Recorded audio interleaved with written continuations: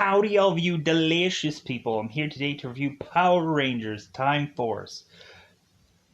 Of course, still the first season, episodes 4 through 6. So, one thing that I want to talk about that, I caught before and then caught here again, and, I didn't mention it before. So, the Megazord tends to use clouds as his weird bounce backing mechanic, as if we're having a Megazord using the sky as some bizarrish trampoline to try to get weird momentum. And the one sad thing that I never got into the Mighty Morphin series was Ninjor, just so I can see a weird, goofy Power Ranger that rides on a cloud. And I never got to that point. I wish I would have. It would have been fun seeing Ninjor. And, I know what he sounds like at least. Because in my mind, he always sounds so severely goofy. But that's the thing I liked about Power Rangers, is the goofy parts of this stuff. The goofy parts of the shows and whichever. And these episodes are not really much of any different as far as goofiness, but it's the goofiness that I enjoy. It's enjoyable goofiness. And hopefully I'll be able to say names this time around. Cyclobots and Gluto and all the names of which. It's just that, just trying to get used to this stuff is to just be the whole debacle. So, really, I would say that I like these 3 episodes a little bit more than the first 3. Just because the first 3 are a little bit more confusing to, remember all that stuff, because it kind of feels like the episodes are kind of all very similar because they're, in one storyline of thing. And plus, there's just a lot of future tech and stuff that you will have to all just go on and say and rigmarole of it all. But anyways, so with this episodes, we go on, and with these episodes, I should say, we of course have it where we have the Nick of Time clock tower that is to be showcased upon this episode. And so immediately when we kind of see this, I was thinking, I'm like, what are the Power Rangers gargoyles? I'm like, does anybody remember the Gargoyles show, the Disney Gargoyles show? Good grief. If you guys would ever go on and watch the theme song of that show, and then you would watch the show, oh my god, did they use that theme song so hefty in their episodes, to where I spammed the show, and I'm like, man, this show is really just giving me a headache, just because the numerous times that the theme song is being used, where it's I still remember it to this day, where it's dun, dun, dun, dun, dun, dun, dun, dun, dun, and that's all the theme song is, and they use that all the time in the show. It's that's all there is in the whole song, and then it just gets freaking it gets either catchy or freaking just I don't know if I can watch more of the show for a while. But speaking of which, let me know if you guys want me, considering Dino Fury is going into its 2nd season. Let me know if you guys want me to also cover Dino Fury. If you guys are Power Rangers fans, I'll cover Dino Fury. I've covered a good portion of the first season. I want to kind of finish the first season up and then go on to season 2. But it'll all depend on if people want me to cover Dino Fury or not. Because some people are like, oh no, keep covering Time Force, because I'd rather hear about that. And I'm like, okay, fine. It's kind of interesting that, I think that these, that there is some good here in this show. There's some interesting stories going on. And so, we had the Nick of Time odd job thing, which I guess, since these future people aren't really going to completely integrate themselves into like society. I kind of also thought it was goofy. I'm like, how is it that Lucas is even going to be able to have like paperwork to have him be able to get his license in episode 5 when they'll just be like, I'm sorry, this birth certificate doesn't sound right, or this thing doesn't sound like, what is it that they kind of just give a license away to anybody? As long as they pass the test? I don't know. Like, something doesn't quite feel quite right about that. Um, I don't know. It doesn't quite make sense. So, speaking of which, we kind of get it to where, especially, it feels like in episode 5, where we're going on and creating a story just to bring up a new item. Just to sell some other product possibly somewhere down the road. And which of course is the is it the vortex cycles or the vector cycles, my bad. Vortex is to be the combo blaster, right? That they keep yeah, vortex blasters, where they go and combine all of the blasters together, and they kind of start doing that in this episode. I'm like, okay, so I think a lot of people complained about how goofy the blasters were, but I think the real purpose of that was the big, massive like combination thing that was to look more like a cannon. So maybe the reason why those blasters are so big and massive and fat, and probably a lot of people complained about them, is really just because like really it's just a setup to a bigger weapon and combine it all, and that's why it looks so weird and so goofy. Because they have to justify like, oh, okay, like I think this season they kind of justify the combination of the weapon and not like how they aesthetically look like separate. So I think that's what they did for this season. That's why they look so massive and weird looking for this season. So anyways, yeah. So we get the clock tower. We get a Lucas story, and then we go on into episode 6, and we have kind of a focusing between Wes and Mr. Collins. We find out that Mr. Collins is a little bit of a Scrooge McDuck. $10 million? How is it that Mr. Collins just has like $10 million just lying around? If I had $10 million, I'd freaking retire right now. Be on a beach somewhere. I wouldn't be going on like, hey, yeah, let me buy out your company, buy out this company. Yeah. No. I'd be at a beach somewhere just like sipping mojitos. Yeah, this is the life. Why is this guy going on and buying more companies if he has $10 million just lying around? Because it seems like really in this episode, he has $10 million really just lying around. So with that said, yeah, let's just go into it. Hopefully I'm going to be able to remember any number of these names. So let's go into that double 5 time territory. Let's just go into this thing that is ultimately to just be called spoiler time. Spoiler time. It's about that time you get to spoil this episode. So yeah, let me know, like, if you are, of course, maybe going out of your way to figure out some way to rewatch Time Force.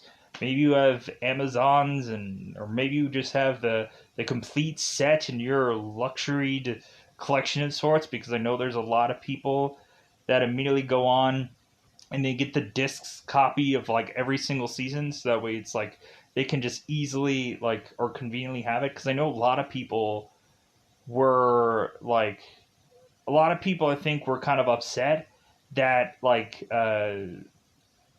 either Saban or Netflix just started dumping out all the seasons. And I think there's some seasons that people really do love, and there's like Netflix doesn't conveniently have it. Heaven forbid. I honestly think Saban or whoever like Hasbro or whoever owns Power Rangers completely right now, I think they should just go on and have like some kind of streaming service somewhere to just kind of dump all of the content that technically Saban has, like Beetleborgs and uh, all the other stuff, VR Troopers. You want to watch that show? Yeah. Kind of very Star Wars-esh. So anyways, let's not waste any more time. Let's get into spoilers about this one. So, we of course in the very beginning of this episode have a bunch of people who are immediately thinking like, hey, like, we have no money in this world. Like, what are we gonna do? We have Lucas is kind of worried, like, yeah, we don't have any money. And I'm like, why can't the future just, like, send them some dough? Why can't, like, the future just, like, hey, here's $1 million? Well, I guess considering, like, thinking about it, maybe in 1,000 years, like, their money system is way different than in current time. Yes? No? I doubt it. So, all of a sudden we have Trip who's like fishing. He's like, hey, I got me something. And then all of a sudden we find out that he has a boot. And they're like, I wonder what he used for bait. Like, since they had no food, what did he use for bait? Did he just put a hook out there and just he thought he got something? So Wes decides to go and kind of lift up the team spirits by not feeding them or getting them any kind of beverages or whatever. Since this guy is a bajillionaire, maybe he's kind of like the Bruce Wayne of Power Rangers technically. So Wes decides to go on and give these Power Rangers a place to live. Because we have it where Wes is saying that his father, I guess, was to not want to do anything with this clock tower. And so I guess Wes's dad, Mr. Collins, just decides, like, well, like, I'll just continue to just let this sit here for whatever reason. So Wes goes on and takes all the Power Rangers up to this spot, and they're all thinking like, well, yeah, like that guy's rich, so like this place should be amazing looking, right? Not so much. There's cobwebs. They're like, it's not the greatest looking environment. Immediately, I'm having like several flashbacks to like either Teenage Mutant Ninja Turtles when they go into like the Secret of the Ooze and they go to that like train station. And they're having to like clean that whole place out, or like eventually Beetleborgs when like they go into this haunted house and eventually they meet all the monsters and the characters there, and it's like still all webby and gross and whatever in that place. So the characters realize like, hey, let's make the best of this situation.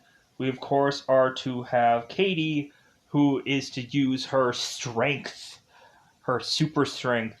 I always love characters in superhero shows and superhero movies and stuff that always has super human strength, just because that would be the one power that I'd love to have.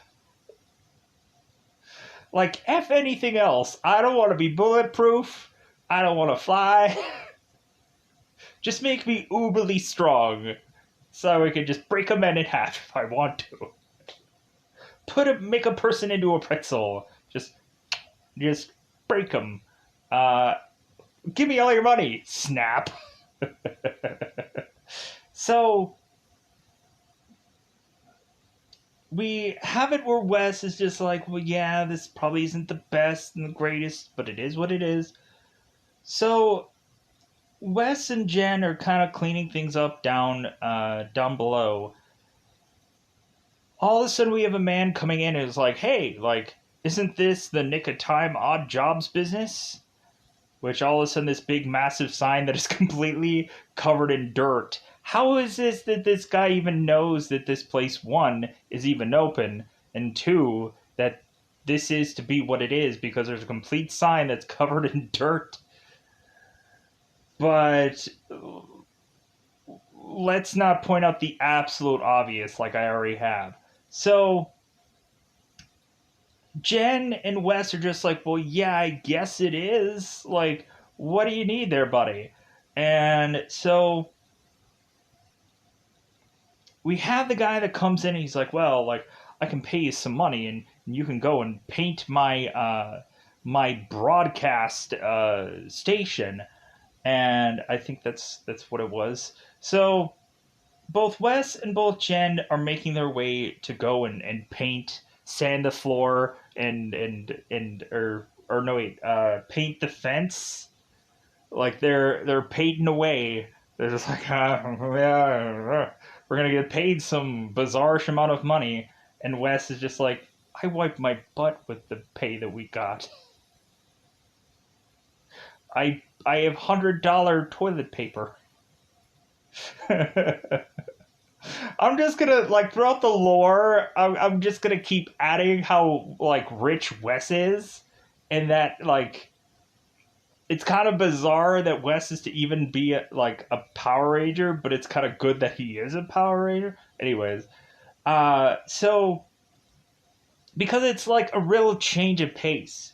A lot about this show, the thing I like about it most is it feels like a drastic change of pace of certain characters, and that's the thing I like about it.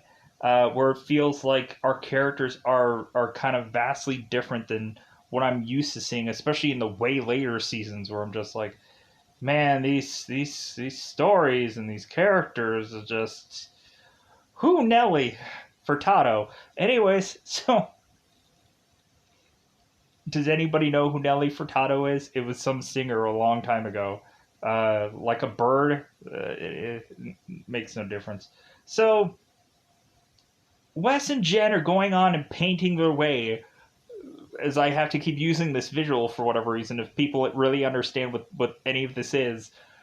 And so all of a sudden, we have, of course, the villains who are Rancic and Nadir, along with Cyclobots and of course Gluto, freaking what it Grimace, like the Grimace looking guy. Oh yeah, I'm the big guy. So did that make sense to anybody? Because it didn't to me. Anyways, so what they decide to do in this episode, and I don't understand how that actually relates to the monster that they pick for this episode. I don't know how it like 100% ties, but like a rancid is to make the idea because Nadir, am I even saying that right? Nadira is going on and watching telly. She's watching the TV. And while she's doing that, she's getting like a pedicure and her feet waxed and everything by these cyclobots. And so Nadira is just like, "Hey, I'm trying to watch a cartoon. I'm I, so Rancic while watching Nadira is to have this brain just pop into this man of his self. And so Rancic is to realize, like, well, hey, like, if everybody on this planet is kind of addicted to TV, well, everyone, like, in this time period is addicted to television. Rancic is decided, like, well, hey, like, how about I go on and just try to be, like, General Zod from Man of Steel, and how about I go on and I hijack television and like have a very special news bulletin and I hold the possible just town for hostage because I don't think he's gonna really go on and really threaten the world. That seems like a really weird world. If you don't respond to me right now, it would have to be the town. It would have to be like the nearest people. Because I just would not justify him threatening the world. Because like the president would just come in and be like, "Hey, let's nuke this freaking town. Like I don't care, big giant monster, let's nuke it." Like when looking at it, like Godzilla. Like look at any Godzilla thing where we'd have like Godzilla coming in and they would just evacuate the town, and then they would either like they would like put some kind of bomb in the town which just made the thing stronger, and so they realized like there's no defeating this Godzilla. I need to do the subtitle version of Godzilla because that's usually what happens. So, no offense. I love me some Godzilla at some points in time, especially the weird, goofy ones, which is all of them. So, every single one of them? Yes. So, we have Nadira who has decided to create this monster called Firog. So it's a goofy looking frog monster that I'm not quite sure how that connects with the whole TV thing. But let's roll with it. So Rancic and company make their way to, of course, this TV station, take it over, and all of a sudden we have the Cyclobots.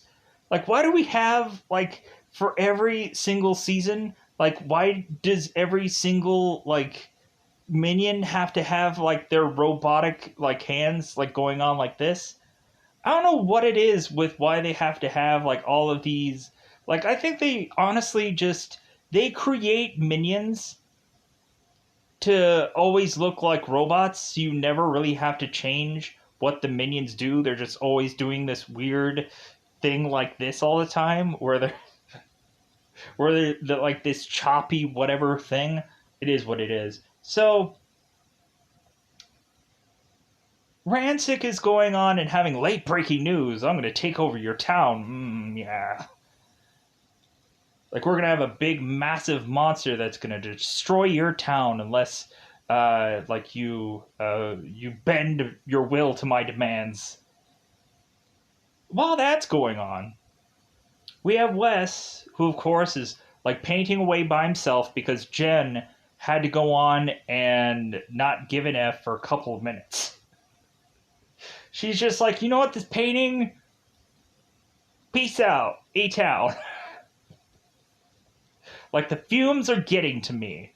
Like, because neither one of these characters are wearing a painting mask. And man, they might have been huffing up something, I'm not quite sure.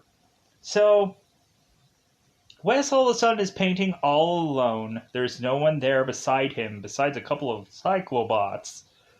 They're all of a sudden just kind of doing their robotic charming away.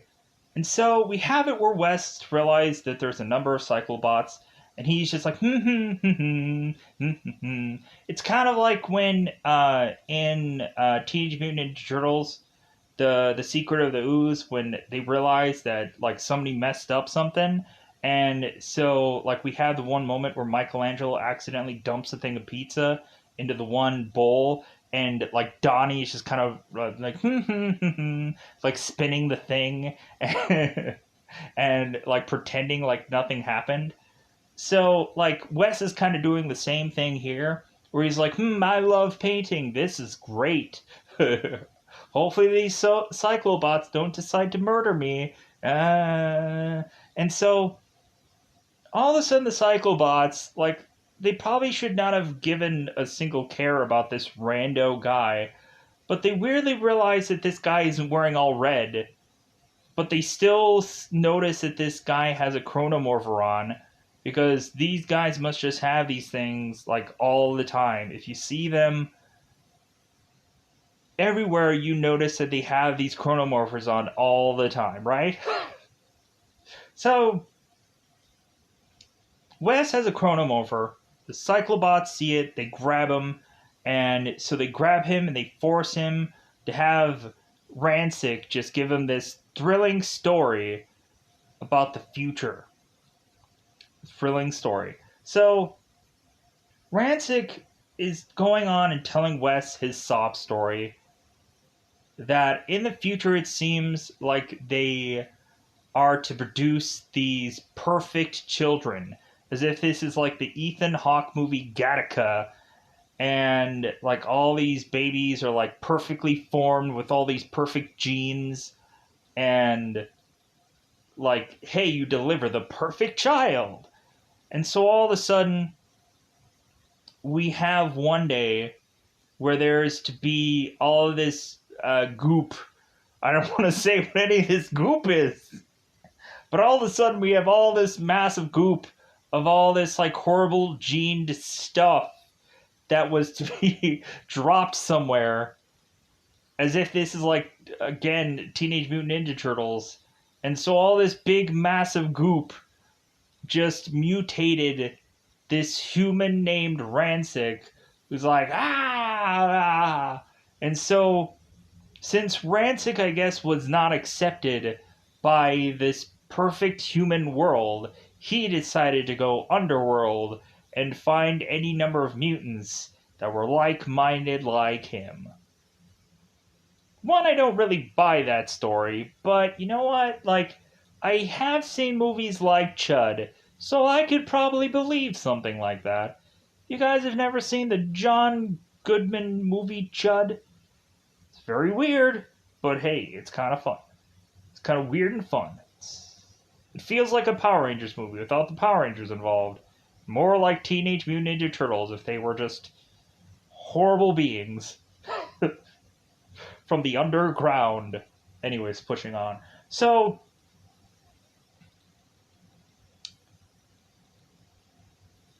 after like the whole like beating down of the monster for this week, we have Wes later on turning to Jen and telling her, you know what, Jen? Rancic was to tell me this story. You know what? I felt bad for him. I wonder if that's ever going to come into play somewhere later down the road, if they even remember anything like that. But Jen is to immediately kind of like tell Wes, it's like, well, he's an evildoer. He's a bad guy. Think of that. Like, it's just a bad man. Even though he's to give you this sob story that makes you want to cry, maybe, sometimes late at night. Really, when it comes down to it, he's still doing bad things to people. So we eventually get it to where, of course, Jen is to realize that Wes has gone missing. And so, of course, Jen goes on to save Wes. I honestly can say that I don't 100% feel like Wes is the actual leader of this Power Rangers team.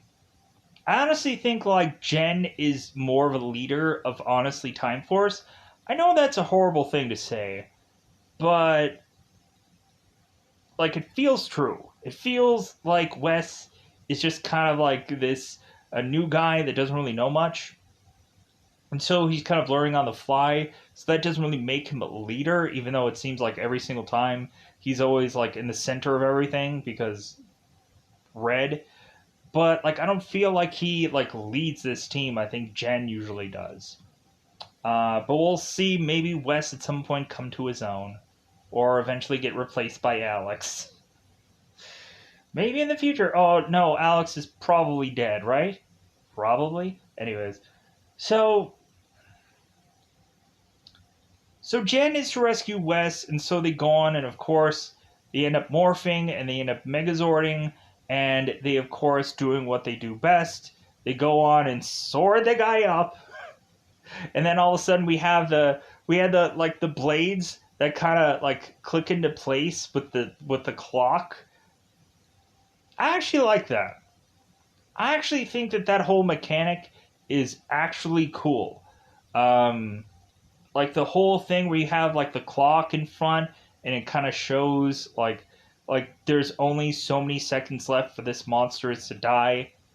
What if this monster had some like significant last words to bestow upon the Power Rangers before he was to die?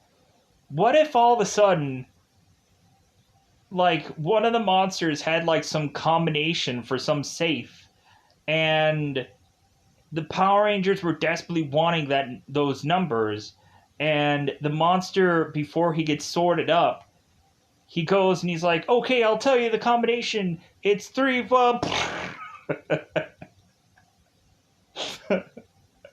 Something like important to tell him, and they're like, "No." Can they take that back? Can they take the sword slice back so that way he doesn't explode? I would just want one moment where they have to like regret that sword slicing and they realize that it's like, oh no, we should not have done that because this monster is still important in some grand scheme of things. Anyways, it is what it is. So, but the monster technically does shrink and they kind of put him in this little like cylinder and they kind of put him into some like spot where they're holding all the other monsters. So technically, the monster is still technically alive. So I guess it like the monster isn't completely dead. So you say though that every single other monster there's a reason why those monsters eventually come back because even when they get sorted in half they're not actually killed because eventually they come back anyways.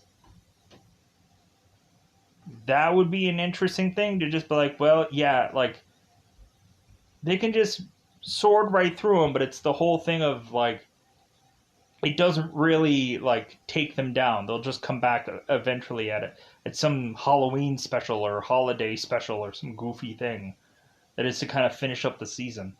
Anyways, so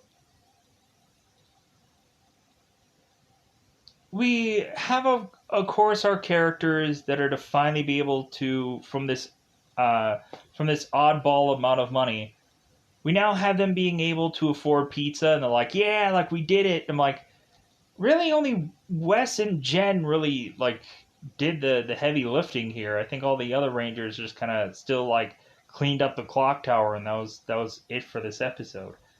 So going on into the next episode is a mainly Lucas heavy episode called Blue Streak, which I'm like, okay, that's like I would have called it like Fast and Furious, the Blue Drift, or maybe no, the Blue Drift. Um, yeah, the Blue Drift. That would have like because technically he was drifting in this episode. The car was like, anyways, so doesn't matter. So we have, of course, Wes. After they go on and they're still at the nick of time odd job thing, we have Wes who is to show Lucas some car, and Wes is to kind of like show him like, hey, yeah, this is a car. Like, there's a key that goes in here. You twist it, and then you start to, just start driving away. Like, this is a horrible pantomime, but like, if I went just like this, it would just not. It would just look weird. So I have to kind of drive like a wild person. So the rest of the cast, the rest of the Rangers, are like, well, like he doesn't know that Lucas is this race car driver in the future. Yeah, but how drastically different is like a car from 1,000 years ago to now? Well, probably not hugely that different, right? Because like there's a huge amount of advances in like 1,000 years, but still like there's probably some common stuff, right? You'd probably think. Anyways, so Lucas is to just be driving away with his car, and like he's hot rodding it and freaking blaring all over town. We of course have Wes who's telling Lucas, "Hey, stop! It's a red light there," and Lucas just kind of like drifts off to some other part that doesn't have a red light. So all of a sudden we have woo. Excuse me, can I get your license and registration, Sonny? Car goes.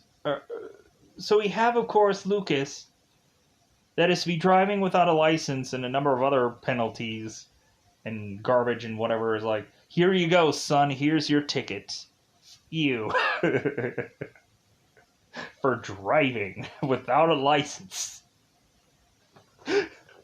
You know what? I would love to just see one Power Rangers episode that was just more adult. Could we just have like, I would love to have it to where there's one like rated R version of Power Rangers where like you would see like the monsters would be spraying out blood when they would get hit instead of like sparklers. And we'd have like a couple of F-bombs being dropped in a Power Rangers episode. Like, you Zordon! I don't even want to listen to you, Zordon! You! I don't know, it'd be funny. But maybe I'm not catering to the best audience for for rated R Power Rangers. Because I don't know. I think a lot of people want like a more like mature version of Power Rangers. And I think in some seasons we do technically get that. But because at least it's not in a high school, and I don't like high school Power Rangers.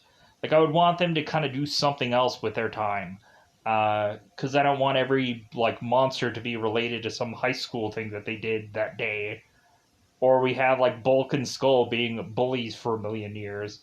No offense to those guys, like I loved those guys, but like I like the fact that in the later seasons, like Bulk and Skull like went on and did like a number of other things besides being bullies. So anyways, so we have Lucas that of course is because he has a futuristic driver's license. Now he has to go on and he has to actually get a proper driver's license for this time period. And I'm thinking like, well, like for me, like I would have to go on and have like certain like things that would state who I am and stuff like that. And like this guy would probably have information that is heavily advanced in time. So I don't know how exactly he could go on and be able to pull this off, but I guess that's just me. So but Lucas goes on and does this driver's test, and we have, of course, this guy who is administering this test, which I kind of found him to be hilarious. Where he's like, "Well, a cautious driver is a happy driver." like this guy is just a safe driver is a happy driver. So all of a sudden, like Lucas is to get in the car and he's to like kind of like start the engine a little bit, and all of a sudden it's like, wait a minute, like where's the fire? Like, and I'm just like, yeah, this guy is like Andretti, and he's freaking like all over the place, just like he was before. No, like we have this one guy who's administering this test, and like Lucas kind of like barely rolls off.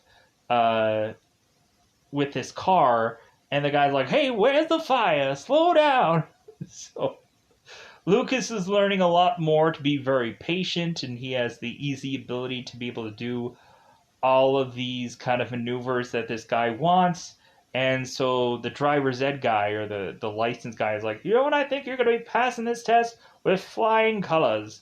So now we have to get to the monster story in this episode, which I just thought was a little bit goofy in this one. So we have Nadira, who I guess instead of being famous from the last episode, it's like, well, hey, you know what we really need to do? We just need big fat like douses of money. It seems like the only thing that rationally makes sense is to just like become like any comic book villain that we've ever seen in our lives, and we just need to just steal money. The one thing that I can give you about Dino Fury is I kind of like the scramblings for Sporex or whatever the goofy goop thing was in Dino Fury. At least I can give them mad props for having some kind of like chase after the Sporex kind of thing. Like, I actually thought that that maneuver was actually fairly intelligent to have something to fight over. And that kind of did create some interesting episodes out of that. But, like, now we just have, like, these characters. We kind of just have the villains that are just kind of scrambling for whatever to just, like, have people fear them slowly but surely, because I'm not sure how money is going to be able to, but I don't know. It's early on in the show. So Nadira goes on and decides to get a monster called Manta Mobile.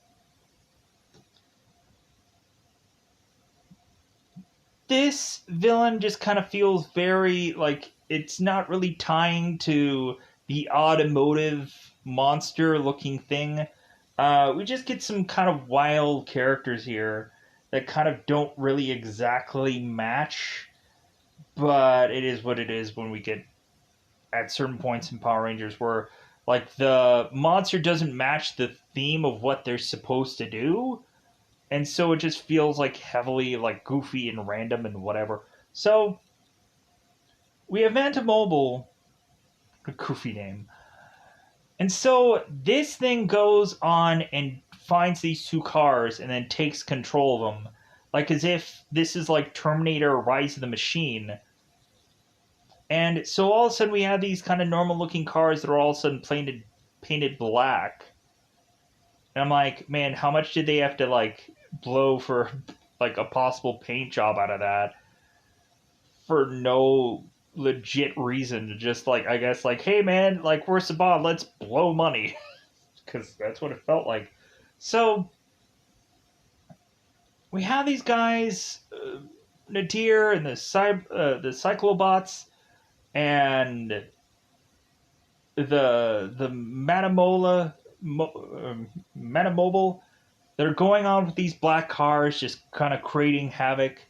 And I was in my head just thinking, I'm like, what is this? Like Power Rangers Turbo? And it basically kind of is, because we have, of course, in this episode where we go into showcasing a new weapon thing, which is the vector cycles. So I'm like, oh, okay, so whenever you have like either a car or a cycle that you're supposed to like, you have to have this like vehicle or chase story that it is what it is. So we then go on, and so Lucas is to realize that these villains are going off, and they go and chase down this armored car, steal all the money from that, and Lucas is to spot them, and so he goes and takes his car, and he's like, I'm going to go after them. Yeah. And so we have Lucas who goes on and tries to chase after him, but it doesn't pan out. And all of a sudden, the guy, of course, who is doing this this teaching thing is like, he's like crying, and they're like, oh my god, that was the worst. It was the worst ever I've been in. Because he was desperately continuing to like mutter to this guy. It's like, hey, a safe driver is a cautious driver. A cautious driver is a happy driver. Driver. So, so Lucas, of course, failed that driving test because he made his teacher cry for whatever goofy reason, which was while driving. So, Wild Force, Wild Force. How many times they had to put "force" in the title? Couldn't they have come up with a better name than like something Force? That feels very forced. Anyways, it's a stupid joke. So we now have us realize that since these villains are going on and chasing around in this car, like, well, the Power Rangers have to come up with some kind of equivalent to that, right? Vector cycles. So we now have it where all the Power Rangers morph and they're all into these vector cycles. And man, do they not only use this in this episode, but they use it in the next episode a little bit. So we kind of chase these guys down, and we finally have it where it seems that Lucas is to jump from his cycle to this car. I'm like, I can't really believe that somebody could easily do that. But hey, like, it seems that at some points in time, it just weirdly gets done in shows and movies. So Lucas just starts putting the boots to all these guys and starts taking them down. And so we of course have this monster, this weird mobile monsterish character. Of course, go on and Mantle Mobile. It's good that we only have a one-off of this one because good God. So we have this character go after the Power Rangers, try and take him down, and of course, I think in this episode we go on and we release the Combo Blaster, which gets used in this episode, and then I think it's used in the next episode against the uh, Tangle Claw. So we have them use the blaster on this character, but then I think they end up having to still forcibly like Megazord it up. So like this like combo blaster thing doesn't wipe this thing out. And I'm like, wait a minute, like I don't know how many times that I would go on and see like Mighty Morphin where they would have that like combo platter weapon and they would blast the thing and then it would die. And then that's how they would just like I always think it's weird how inconsistent a lot of this stuff is, where all of a sudden like you get it where sometimes like certain things can take down a monster, but then other times it's just ineffective.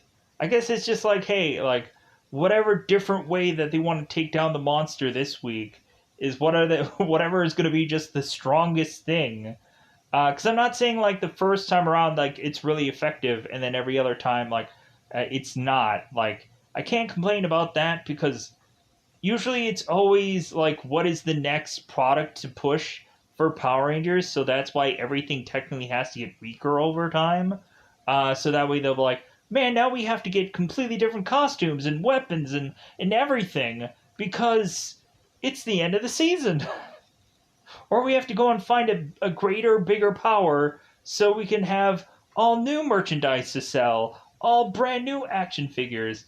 And we have to go on and sell like this big armored thing that we have to just weirdly try to push for people for some goofy, odd reason.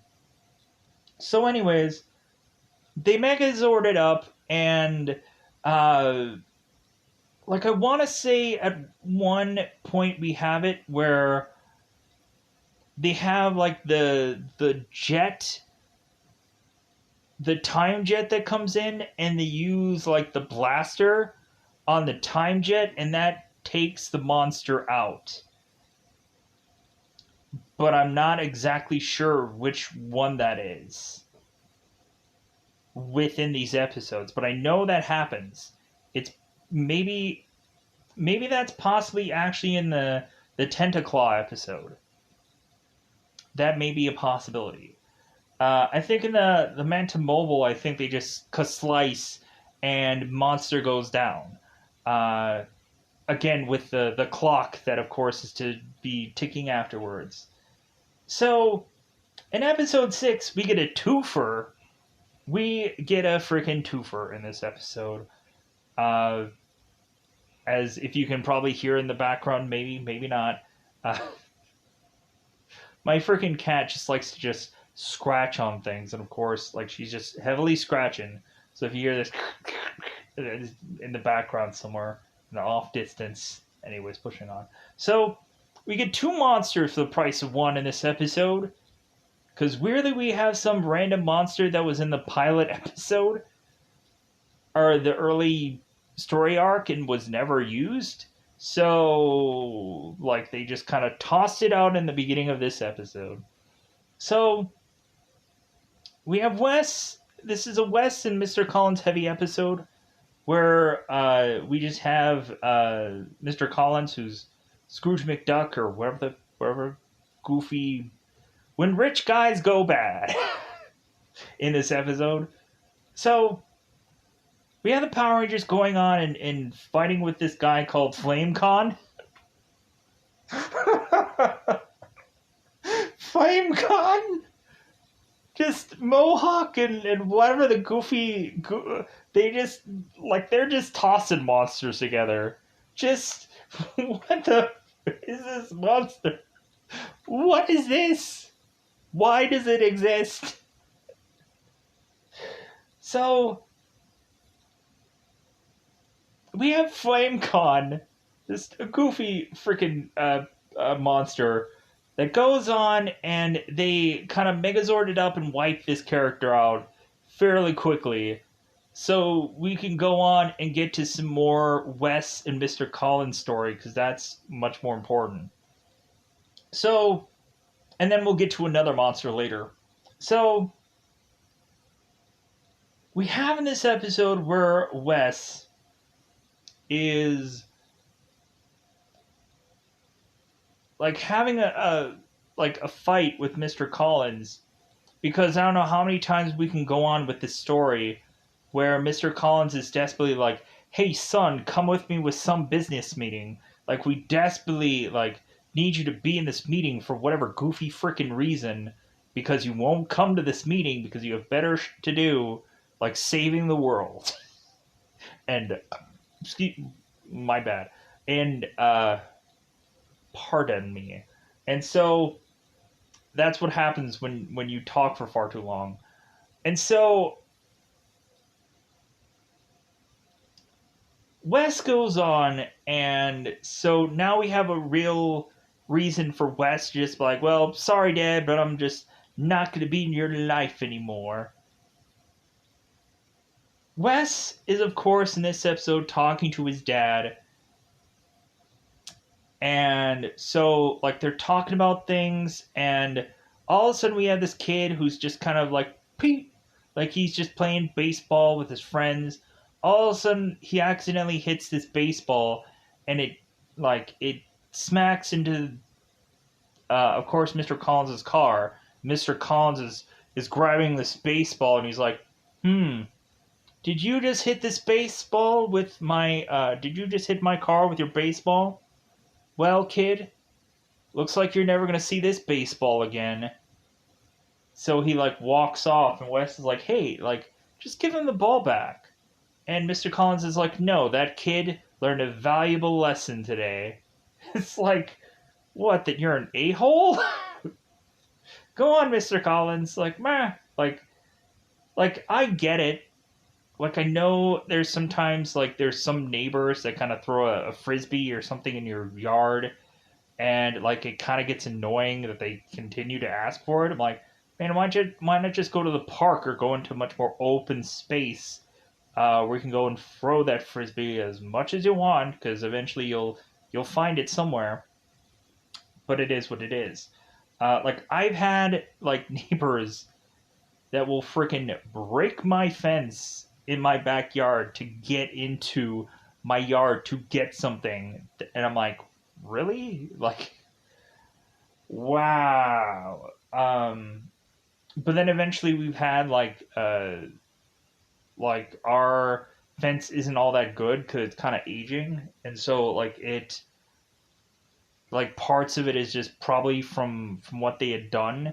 Like it's in pieces anyways. So it's like, well, luckily we don't have pets because if we had pets, freaking they'd be gone. And that sucks, but it is what it is. So, anyways, so we have Wes because Mr. Collins is like, hey, throw away this baseball. So Wes is going on like, hey kid, like throw a homer. He throws back at him. Here's the goofy thing.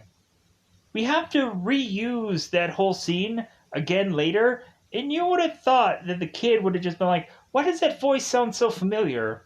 It's a good thing that I took a picture of this guy on this motorcycle who gave me the baseball before, and and now I think I know who the Red Ranger is. Anyways, so we now go on and we have Nadira, who comes up with this Grandmaster idea, as well as any number of these minions usually come up with Grandmaster ideas. Nadira's like, you know what? You know what we need to do? Maybe it's not like, maybe we just have to keep going with this money theme somehow. And you know what we need to do for this week? We need to go and kidnap people. Not to mention, we're probably going to go into prison forever if we do so. Because kidnapping is a horrible crime. We need to go on and we need to go and find out a monster who kidnaps specifically. I'm like, okay, that's a little weird. So we have Tentaclaw. That is to come on out in the weird freezing the Cyana chamber, the unfreezing grow back to regular size chamber thing. Tentaclaw comes out, and Rancic is supposed to know who this monster is. Like, he's just like, oh yeah, like, I have all the trading cards of every single monster that's ever come out in our lives. Like, I have a catalog of, like, oh yeah, that's Tentaclaw. And he goes on and he does all this cool stuff, right? So, Nadira is to tell Rancic that Tentaclaw was, of course, to be famous in the year 3000 for kidnapping the mayor. So, this monster is an expert at kidnapping people. Okay, sure. So, Tentaclaw goes on and he decides, hey, I'm going to find a bus full of kids and kidnap them and put them under some force field somewhere. And so they go and they give the Power Rangers some letter that is to ransom $10 million for these kids. And in my mind, I'm like, that seems ridiculously high for a ransom. Like, none of these kids are celebrities. Unless you say that, hey, they're actors. But not how can you rationalize the value? But when really thinking about it, like these monsters are kind of not all that high end intelligence. So I'm really just kind of giving these characters a break here. So we have Wes who's thinking, it's like, well, I need to come up with the money because it's kids. And so Wes goes on and depowers down, and he goes and talks to Mr. Collins. What if he would have morphed and came in there and just said, like, hey, give me the money, give me 10 mil. Mr. Collins would have just said, okay, take the money, take it. So Wes is going on and seeing that Mr. Collins is doing business with a couple of people. And so Wes is telling Mr. Collins, hey, I need to talk to you right now. Like, this can't wait. Mr. Collins is like, what it? Like Wes doesn't, or Mr. Collins doesn't really care about, like, Wes's well-being. Like, if he's, like, saying that this is, like, dire, and Mr. Collins is like, huh, what? Like, Mr. Collins doesn't even give a about his own son. Like, if his son is, like, dying and needs, like, $1 million for some kidney transplant, I'm sure Mr. Collins is like, well, like, can't you just find another transplant, like, by yourself, figure it out? It's like, wow, Mr. Collins. So, freaking, like, Scrooge over here. So, we have Wes going on and telling Mr. Collins, it's like, well, hey, like, these kids being kidnapped, and there's a $10 million bounty, or bounty, $10 million ransom, and, like, I need this money. So Mr. Collins is just like, well, like, that's their own problem. That's the authorities' problem. Like, call the police. Like, have them deal with it. So Mr. Collins instead gives $10 million with one check to two different businesses to buy them out. Because he's like, well, $10 million is, like, because he's coincidentally spending $10 million, the exact same amount of money, on this business. He's like, well, $10 million is a lot of money, but, like, your businesses are worth it, so here you go. As Wes is just like, you. So Wes is going on to talk to his equivalent of Alfred here. I don't know what name this guy was. Let me know in the butler for Wes, because I don't remember who his name was. Maybe his name was Butler. And so Wes goes on and talks to the butler here, and it's mentioned like, well, hey, like, I don't know, with my dad, like, I think I should just go on and just, like, make my own business, like, go into business for myself, and just, like, and the butler's like, yeah, you should, Wes. You should go on and just become a $10 million just guy yourself. Maybe you should just steal that money. So Wes goes on and steals the money, like the butler says. No, that's not what the butler said. But that would be funny if the butler just said, steal the money from the check. So, here's the thing. So Wes goes on and he takes the money from the guy and says like, oh, I'm sorry, this is the wrong check. And so Wes goes on and he finds some bank that is going to cash a $10 million check somehow. And so Wes goes on and brings this money in a very small briefcase to the monsters. And I'm like, if this is $10 million, like, wouldn't it be in some big, like you'd have to have numerous duffel bags and just be like hauling them out? That's the whole thing about things where you'd go on and like be like completely misjudging like the price and money and whatever. But it is what it is. So Wes goes on and is to have the cash exchange, give them the money, and Wes is like, hey, I did my job, here you go. So Nadira is to go on and call Tentaclaw and tell him like, hey, wipe out these kids. Because we of course have Nadira that doesn't like the kids anyways because they're being very annoying and they're crying. I'm like, well, like, watch any horror movie and you would see like a number of characters that are just whining and crying for hours, to where you're just like, God, could you just murder this person so they don't wail and scream and cry for a billion years?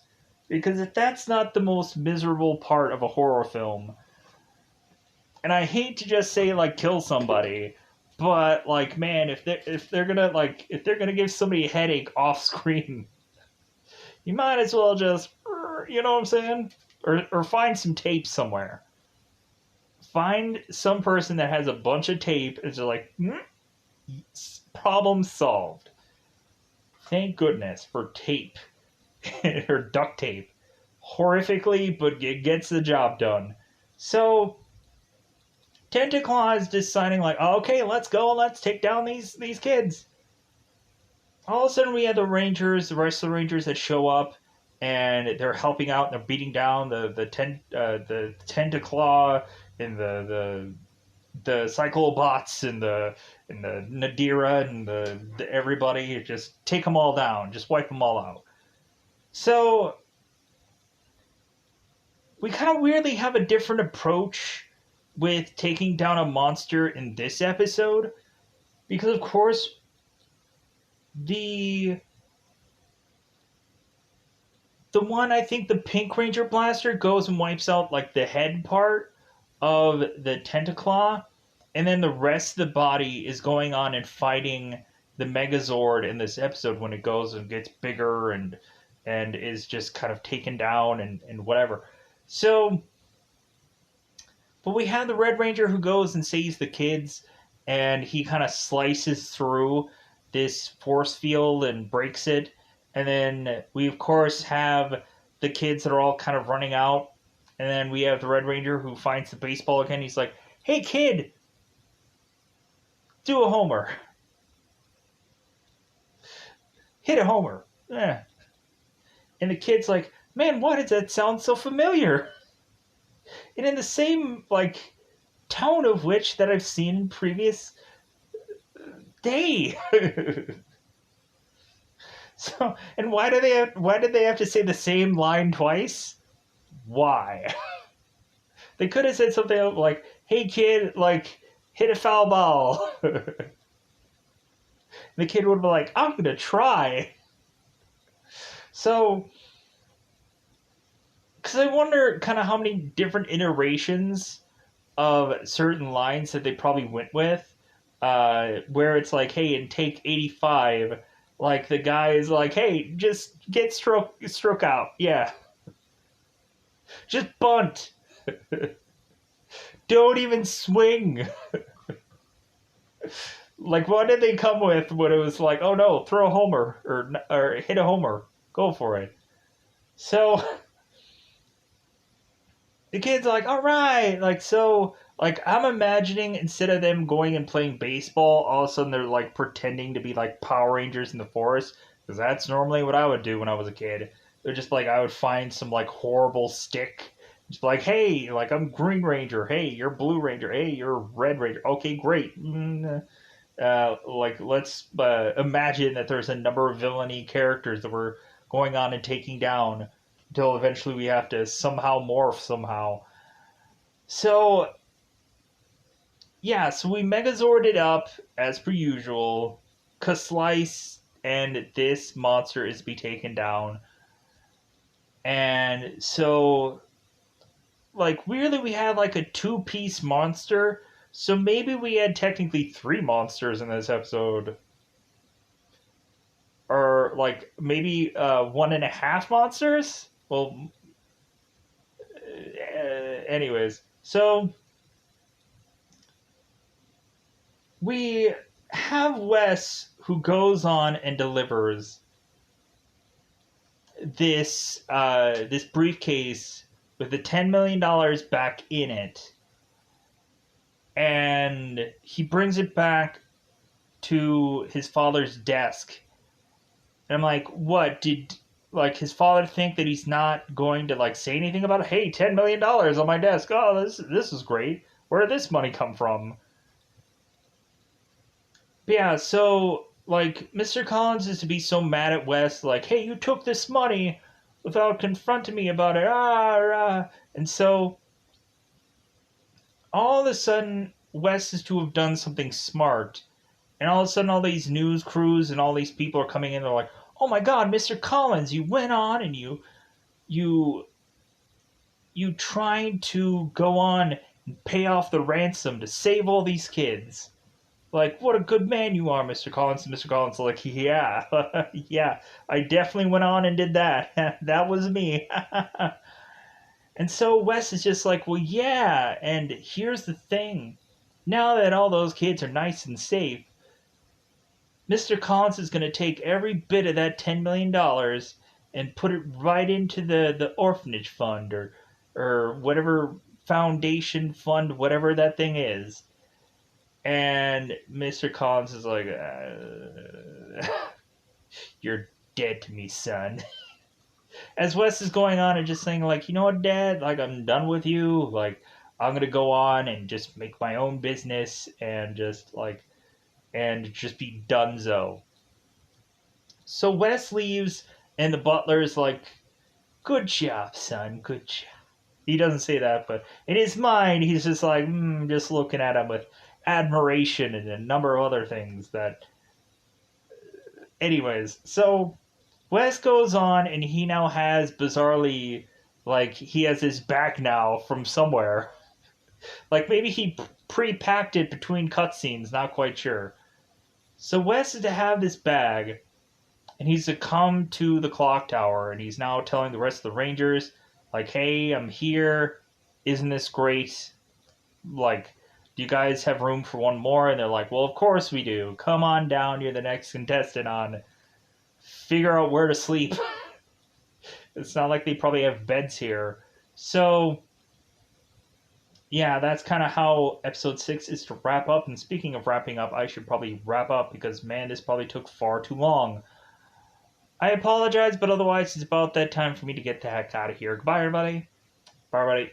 At least this time around, I technically got most of the names and stuff right for the most point. These episodes, luckily, were easier.